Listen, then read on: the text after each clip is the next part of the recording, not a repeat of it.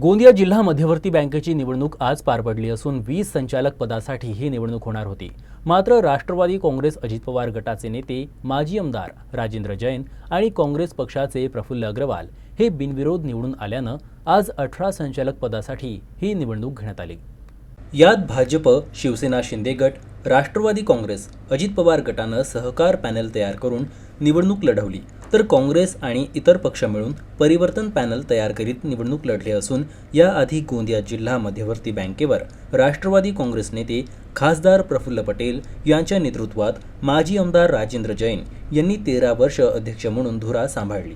तर या निवडणुकीत काँग्रेस नेते आमदार नाना पटोले यांनी जिल्हा बँकेवर ताबा मिळवण्यासाठी कंबर कसली आहे, तर भाजपचे विद्यमान आमदार विजय रहांगडाले आणि राष्ट्रवादी काँग्रेस अजित पवार गटाचे आमदार राजकुमार बडोले हे स्वतः जिल्हा बँकेची निवडणूक लढत आहेत। तर काँग्रेस पक्षाकडून माजी आमदार दिलीप बनसोड यांच्यासह सहकार क्षेत्रातील अनेक मातब्बर नेते संचालक पदाच्या निवडणुकीत उभे असल्यानं खासदार प्रफुल्ल पटेल, आमदार नाना पटोले, आमदार परिणय फुके यांची प्रतिष्ठा पणाला लागली असून आपल्याच पॅनलचा विजय होईल असा विश्वास नेत्यांनी झालेल्या मतदानावरून व्यक्त केला।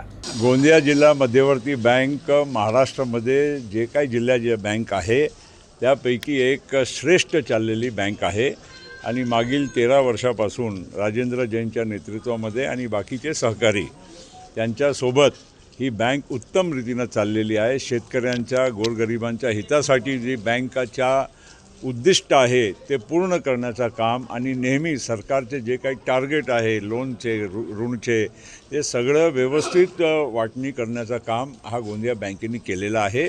आणि यंदा 13 वर्षानंतर इलेक्शन जे होत आहे 100% या गोंदिया जिल्हा मध्यवर्ती बँकेमध्ये या आमच्या राजेंद्र जैनच्या नेतृत्वामध्ये जे आता बँकच्या इलेक्शन चालू आहे त्यामध्ये सहकार पॅनल हे हमखास निवडून येईल, याच्यामध्ये कुठलीही शंका नाही। नक्कीच सहकार पॅनल प्रचंड बहुमताने विजयी होणार आणि महायुतीची पॅनल राज्याची सरकार आमच्या मागे आहे आणि बँकेची प्रगतीसाठी जे आम्ही आजपर्यंत काम केला त्याची पावती सर्व मतदाता बंधू भगिनी आम्हाला देणार आणि उद्याचा जे रिझल्ट येणार त्यामध्ये प्रचंड मताने पूर्ण जिल्ह्यात आमचे सर्वच उमेदवार निवडून येतील।